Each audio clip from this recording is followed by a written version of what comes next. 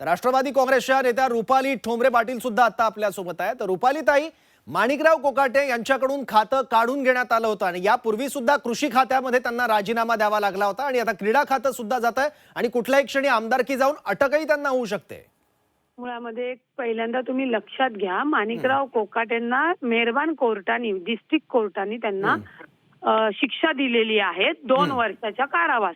मुळामध्ये माणिकराव कोकाटे असू द्या नाही तर कुणीही आरोपी असू द्या, ज्यावेळी कोर्ट त्यांना शिक्षा देतं तर 2 वर्षाची शिक्षा झाल्यामुळे त्या मेहरबान कोर्टाला तिथे त्यांनी अपील करणं केलेलं होतं आणि अपिलात जाण्यासाठीची मुभा मागितली होती।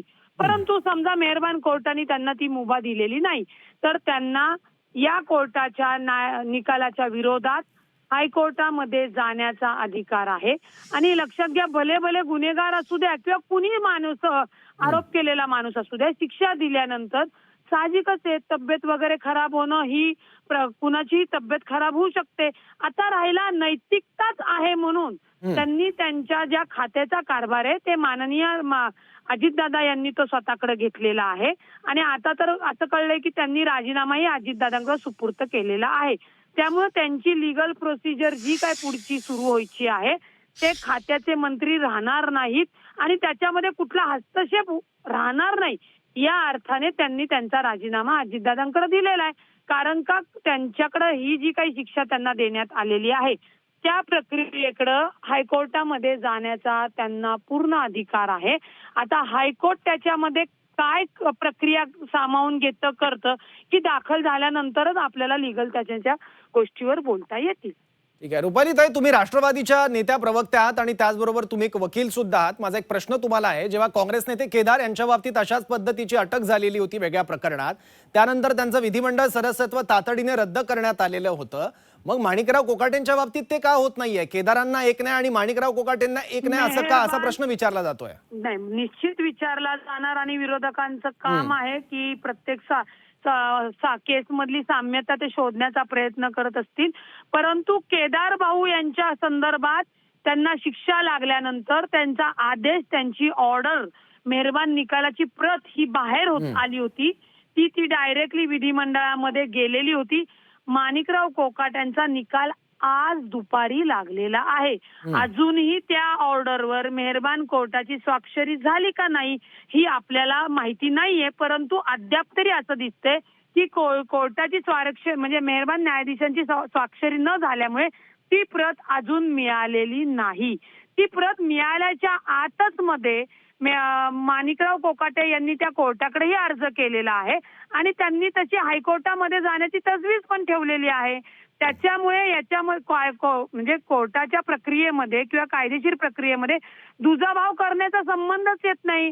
केदार भाऊ यांना शिक्षा झाल्यानंतर त्यांची ती प्रत विधिमंडळाकडे पोहोचली, अजून माणिकराव कोकाटे यांची पोहोचलेली नाही आणि ती जरी समजा आपण असं समजू तातडीने उद्याच्या उद्या पोहोचली तर माणिकराव कोकाटे यांनी हायकोर्टामध्ये जाण्याची तजवीज ठेवलेली आहे ना, आणि खालचा कोर्टाच्या आदेशाच्या विरुद्ध प्रत्येक व्यक्तीला जाण्याचा अधिकार आहे, ते माणिकराव कोकाटे करतील। ठीक आहे, ठीक आहे रुपाली ताई, धन्यवाद आपल्या सविस्तर प्रतिक्रियेबद्दल। तर विद्याताई चव्हाण सुद्धा आपल्या सोबत आहेत। विद्याताई, विरोधकांकडून सतत मागणी केली जात होती की कोकाटे यांचा राजीनामा घेतला जावा, आता खातं काढून घेण्यात आलेलं आहे कोकाटेंचं, तुम्ही समाधानी आहात का यावर? बिलकुल समाधानी नाहीये। ज्यावेळी पहिल्यांदा न्यायालयाने त्यांना 2 वर्षाची शिक्षा ठोठावली त्याच वेळी त्यांचा राजीनामा घ्यायला पाहिजे होता आणि नैतिकता तर जराही नाहीये, या सरकारमध्येच नाहीये आणि त्यांनी घेतलेला नाही। आता कोर्टाने त्यांना वॉरंट काढलेलं असताना सुद्धा तुम्ही त्यांचा राजीनामा घेत नाही, म्हणजे हे किती, म्हणजे लोकांना सगळं काय वाटत असेल? सर्वसामान्य माणसासाठी फक्त कोर्ट आहेत का? मंत्र्यांसाठी कोर्टाचा निकाल सुद्धा जर आता मला तर वाटतं हायकोर्ट याची गांभीर्याने दखल घेईल। म्हणजे विद्याताई म्हणजे कोर्टाचा निर्णय आल्या आल्या त्यांनी मंत्रिपदाचा राजीनामा देणं अपेक्षित होतं? निश्चितच मागे त्यांना जेव्हा पहिल्यांदा शिक्षा झाली कोर्टातनं तेव्हाच त्यांचा राजीनामा घ्यायला पाहिजे होता आणि तुम्ही ते जर कोर्टात निर्दोष सुटले असते तर पुन्हा मंत्रिमंडळात घ्या ना तुम्ही, कोणी नाही सांगितलेलं आहे। परंतु इतका निर्लज्जपणा की कोर्टाचा निकाल घेतल्यानंतर सुद्धा, कोर्टाने निकाल दिल्या सुद्धा, वॉरंट काढल्यावर सुद्धा तुम्ही जर हे करत नसाल, त्यांचा राजीनामा घेत नसाल तर मग ह्याच्या इतकं भयंकर प्रकार नाही कुठला की कोर्टाचं सुद्धा तुम्ही मानत नाही. म्हणजे सर्वसामान्य माणसाने गुन्हा केला तर त्याला शिक्षा होऊ शकते. त्याला लगेच न्यायालयातनंच उचललं जातं, पोलीस घेऊन जातात बेड्या घालून, कारण ती शिक्षा झालेली असते. पण तुम्ही जर मंत्री असाल तर तुम्हाला वेगळी वागणूक दिली जाते. त्याला हायकोर्टापर्यंत जाण्यासाठी वेळ दिला जातो. इथे किती तरुण मुलं 10-10 वर्ष कुठलाही गुन्हा नसताना सुद्धा न्यायालयात तारखांवर तारखा पडल्यानंतर खितपत पडलेली आहेत. मग काय कोकाटेंना काय मग विद्याताई, विरोधक ऐका ना, विरोधी पक्षात तुम्ही आहात, मग आता तुमची पुढची मागणी काय असणार आहे? की विधिमंडळ सदस्यत्व पण त्यांचं जावं अशी तुमची भूमिका असणार आहे? तशी मागणी तुम्ही करणार आहात?